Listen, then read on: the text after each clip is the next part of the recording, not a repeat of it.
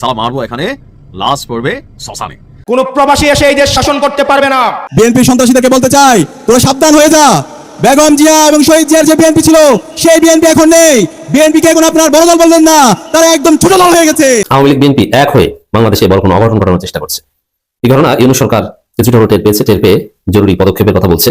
বিএনপির সন্ত্রাসীরা, তোদেরকে সতর্ক করছি, কাপুরুষের মতো আমার মা বোনদের উপর হামলা করবি না। তোরা যদি আবার আমার মা বোনদের উপর হামলা করো, তোরা লন্ডনে পালানোর সময় পাবি না।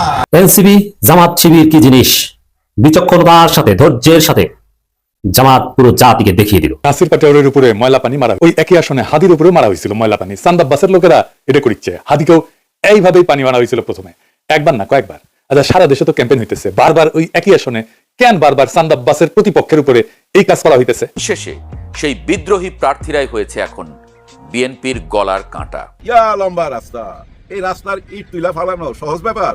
সারা রাত লেবার লাগাই দিছিল। চান্দা দিবি না? দেখ, একজন ভিক্ষুকের ভালো লাগছে, সে দাঁড়িপাল্লার সাপোর্টার, জামাতের সাপোর্টার। তো তার মনে হয়েছে জামাত ক্ষমতায় আসলে ভালো করবে। সে ভিক্ষা করার মাধ্যমে মানুষকে জামাতের প্রচার প্রচারণা চালাচ্ছে, আর এতেই ক্ষিপ্ত হয়ে তাকে মারধরের ঘটনার দৃশ্যপট আজকে আমরা বাংলাদেশে দেখলাম। প্রিয় দর্শক, বর্তমান বাংলাদেশে যে চলমান ঘটনাবলী ঘটছে তারই আলোকে বা তারই উপর বিশ্লেষণ করে আপনাদের মাঝে অতি গুরুত্বপূর্ণ কিছু ভিডিও ফুটেজ নিয়ে হাজির হয়েছি।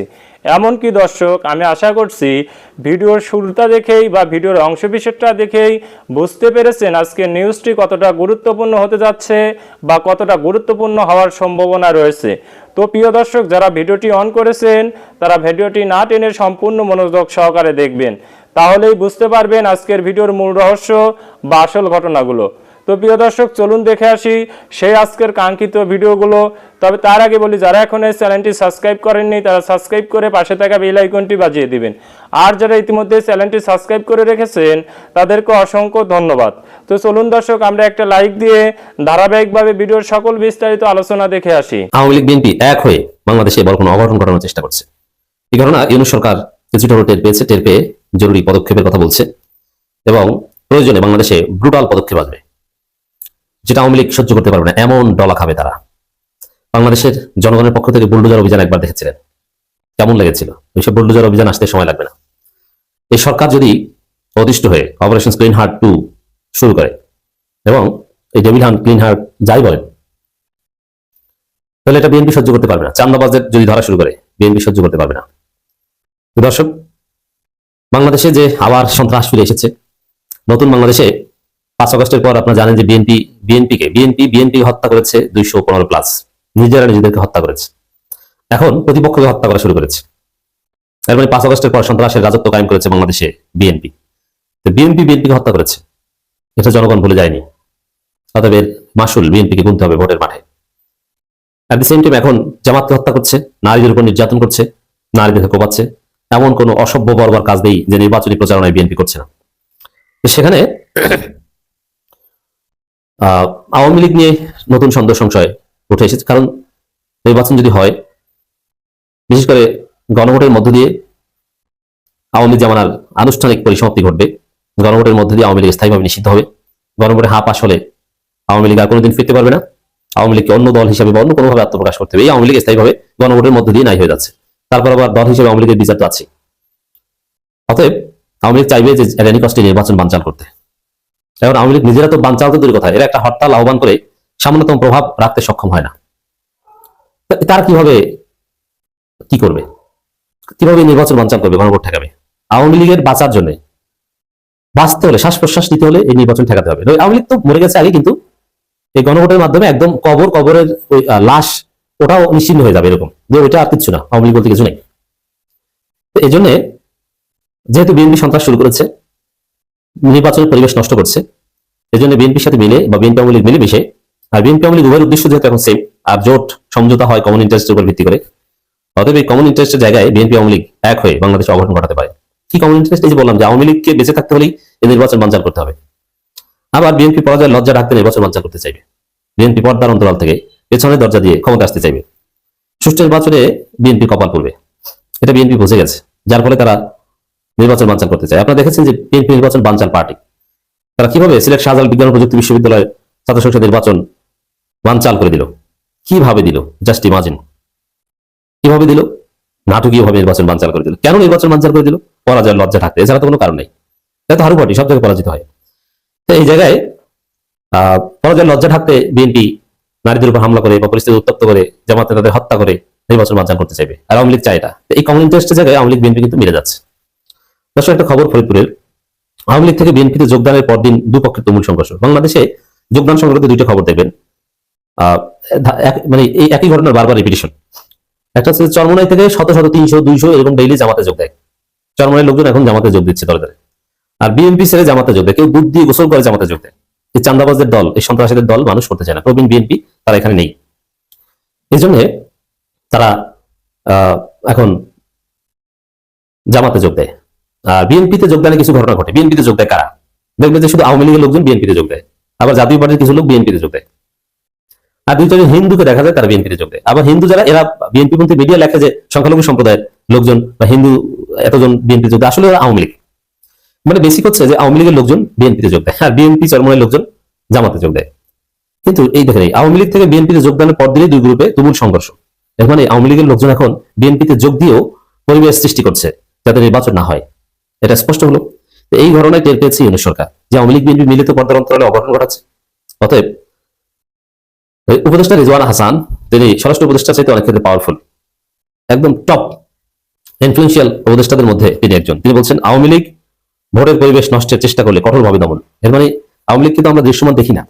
আওয়ামী লীগ এখন জেলে, আওয়ামী লীগের প্রচুর লোক কিন্তু ধরা হয়েছে, এখনো ধরা হচ্ছে, এবং তাদের জামিন হচ্ছে না, জামিন হবে নির্বাচনের পর। এখানে আওয়ামী লীগ ভোটের পরিবেশ নষ্টের চেষ্টা করলে কঠোরভাবে তাদেরকে দমন করা হবে। আওয়ামী লীগ ভোটের পরিবেশ নষ্ট করবে কিভাবে? বিএনপির উপর ভর করে, বিএনপির সাথে মিলে, বিএনপি সেজে। অতএব বিএনপি সেজে করুক আর অন্য কোনো ভাবে ভোটের পরিবেশ নষ্ট করুক। জামাত নেতাকে কুপিয়ে হত্যা করেছে কারা? নারীদের হেনস্থা করছে কারা? আওয়ামী লীগ বিএনপি মিলেমিশেই কাজ করছে। অতএব এগুলো কঠোরভাবে দমন করার কথা বলছে সরকার। হ্যাঁ, দমন হবে, তবে ওদের কপালে আরো বিপদ আছে। সেটা হচ্ছে নির্বাচন হবে, নির্বাচন, জাতীয় নির্বাচন যদি পরিবেশ না থাকে, না হয় গণভোট হবে। আর যদি বাইচান্স জাতীয় নির্বাচন করা সম্ভব না হয়, অন্য কোনো সরকার আসবে, তাই ইউনূস সরকারই থাকবে, এবং খুব দ্রুত স্থানীয় সরকার নির্বাচন শুরু হবে। তখন খেলা পাল্টে যাবে। নির্বাচনে ভয় পরিবেশ তৈরি করা হচ্ছে অভিযোগ করে অন্তর্বর্তী সরকার তথ্য আওয়ামী সম্প্রচার উপদেষ্টা রিজওয়ানা হাসান বলেছেন, আওয়ামী লীগ ভোটের পরিবেশ নষ্টের চেষ্টা করলে কঠোরভাবে দমন করা হবে। তা আওয়ামী লীগ আলাদাভাবে করবে না, বিএনপির হয়ে করবে, বিএনপির সাথে মিলেমিশে করবে। ওই যে বিএনপিতে যোগ দিয়েই আওয়ামী লীগ মারামারি শুরু করে দিয়েছে। অতএব এই থিওরি বুঝতে হবে যে এখানে বিএনপি আওয়ামী লীগ এখানে জোট, তাদের মধ্যে কমন ইন্টারেস্ট মিলে গিয়েছে। রিজওয়ানা হাসান বলেন, নির্বাচন নিয়ে ভয়ের পরিবেশ তৈরি করা হচ্ছে, বিভিন্ন মাধ্যমে গুজব, বিভ্রান্তিকর তথ্য ছড়ানো হচ্ছে, আওয়ামী লীগ ভোটের পরিবেশ নষ্টের চেষ্টা করে কঠোরভাবে দমন করা হবে। শুধু তো গুজব না, আমরা তো দেখতে পাচ্ছি নারীদের উপর হামলা, নারী নির্যাতন, নারীদেরকে কোপানো হয়, নারীদের পোশাক খুলে নেয়, হুমকি দেয় বিএনপি সন্ত্রাসীরা। আমরা তো দেখতে পাচ্ছি প্রতিপক্ষকে হত্যা করে, সরাসরি লাশ ফেলে। অতএব বিএনপি আওয়ামী লীগ এটা করছে, আমরা বিশ্বাস করছি ইউনূস সরকারের বিরুদ্ধে কঠোর পদক্ষেপ নেবে। বিএনপি সন্ত্রাসীদেরকে বলতে চাই, তোরা সাবধান হয়ে যা। বেগম জিয়া এবং শহীদ জিয়ার যে বিএনপি ছিল, সেই বিএনপি এখন নেই। বিএনপিকে এখন আপনার বড় দল বললেন না, তারা একদম ছোট দল হয়ে গেছে।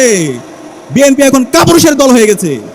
এই বিএনপি আমার মা বোনদের উপর হামলা করে, আমার মা বোনদেরকে বিভস্ত করার হুমকি দেয়। এই বিএনপিকে আমরা বলবো, তোরা এই ধরনের সন্ত্রাসী কর্মকাণ্ড বন্ধ কর। আমরা তারেক জিয়াকে বলবো, এই বিএনপিকে, বিএনপির সন্ত্রাসী যারা আছে, বিএনপির যারা চাঁদাবাজ, টেন্ডারবাজ এবং এই খুনের সাথে যারা জড়িত আছে, তাদেরকে আপনারা বিচারের আওতায় নিয়ে আসেন। তাহলে এই বিচারের আওতায় যদি না নিয়ে আসেন, তাদেরকে যদি আপনারা প্রশ্রয় দেন, 12 ফেব্রুয়ারি পর্যন্ত যেতে হবে না, তার আগে আপনাদের পরাজয় হয়ে যাবে। রেজাউল ভাই শহীদ কেন?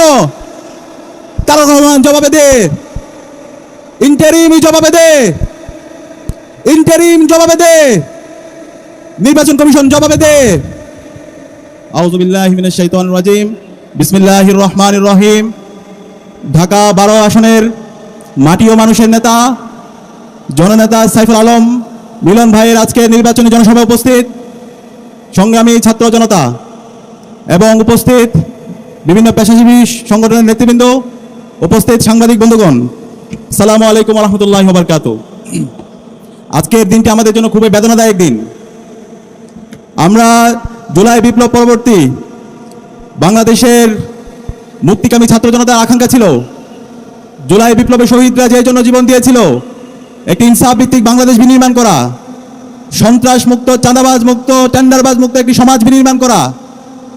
সেই বাংলাদেশ বিনির্মাণের পথে একটি দল সন্ত্রাস, চাঁদাবাজ, টেন্ডারবাজ এবং গুম খুনের সেই সংস্কৃতি ফিরে নিয়ে আসতে চায়।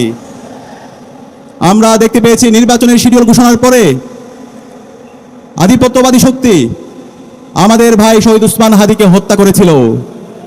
সেই হত্যার পরে অথর্ব নির্বাচন কমিশন বলেছিল সেটা একটি বিচ্ছিন্ন ঘটনা। আজ পর্যন্ত শহীদ উসমান হাদির হত্যার সাথে যেই সন্ত্রাসীরা জড়িত ছিল তাদেরকে তারা বিচারের আওতায় নিয়ে আসতে পারেনি। তারই ধারাবাহিকতায় আমরা দেখতে পেয়েছি গতকাল শেরপুরে বাংলাদেশ জামাত ইসলামীর উপজেলা সেক্রেটারি রেজাউল করিমকে বিএনপির সন্ত্রাসীরা কুপিয়ে হত্যা করেছে। একই সাথে রেজাউল ভাইয়ের সাথে 100 জন নাগরিককে তারা গুরুতরভাবে আহত করেছে। এখন পর্যন্ত নির্বাচন কমিশন, আইন শৃঙ্খলা বাহিনী এবং এই অথর্ব ইন্টারিম সরকার এই বিএনপির সন্ত্রাসীদেরকে বিচারের আওতায় নিয়ে আসতে পারেনি। আমরা আশা করেছিলাম যে বিএনপি গত 16 বছরে মজলুম ছিল, যে বিএনপি গত 16 বছরে আমাদের সাথে ফ্যাসিবাদ বিরোধী আন্দোলন করেছে, এই জুলাই বিপ্লব পরবর্তী সেই বিএনপি একই সাথে নতুন বাংলাদেশ নির্মাণ করার জন্য কাজ করবে। কিন্তু আমরা দেখতে পেয়েছি গত 1.5 বছর জুড়ে এই বিএনপি নিজেদের মধ্যে চাঁদাবাজি, টেন্ডারবাজি, নিজেদের মধ্যে সন্ত্রাস এবং খুনের রাজত্ব কায়েম করেছে। আমরা দেখতে পেয়েছি বিএনপি গত 1.5 বছরে নিজেদের মধ্যে অন্তকুন্দলে 200-এর অধিক মানুষকে তারা হত্যা করেছে।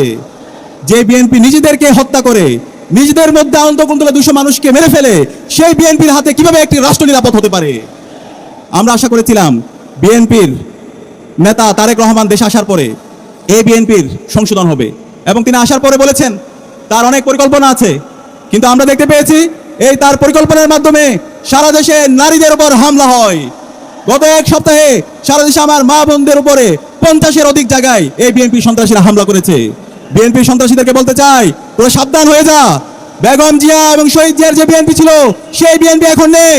বিএনপিকে এখন আপনার বড় দল বলবেন না, তারা একদম ছোট দল হয়ে গেছে। বিএনপি এখন কাপুরুষের দল হয়ে গেছে। এই বিএনপি আমার মা বোনদের উপর হামলা করে, আমার মা বোনদেরকে বিভক্ত করার হুমকি দেয়। এই বিএনপিকে আমরা বলবো তোরা এই ধরনের সন্ত্রাসী কর্মকাণ্ড বন্ধ কর। আমরা তারেক জিয়াকে বলবো এই বিএনপিকে, বিএনপির সন্ত্রাসী যারা আছে, বিএনপির যারা চাঁদাবাজ, টেন্ডারবাজ এবং এই খুনের সাথে যারা জড়িত আছে তাদেরকে আপনারা বিচারের আওতায় নিয়ে আসেন। তাহলে এই বিচারের আওতায় যদি না নিয়ে আসেন, তাদেরকে যদি আপনারা প্রশ্রয় দেন, 12 ফেব্রুয়ারি পর্যন্ত যেতে হবে না, তার আগে আপনাদের পরাজয় হয়ে যাবে। প্রিয় দর্শক, আমি আশা করছি ভিডিওটি সম্পূর্ণ মনোযোগ সহকারে দেখেছেন। সেই সাথে ভিডিও সম্পর্কিত কোনো তথ্য বা মতামত থাকলে কমেন্ট বক্সে জানিয়ে যাবেন। আজকের মতন এখানে শেষ করছি। ফিরে আসছি আগামী দিনে নতুন একটি টপিক নিয়ে। সে পর্যন্ত সবাই ভালো থাকবেন। আল্লাহ হাফেজ।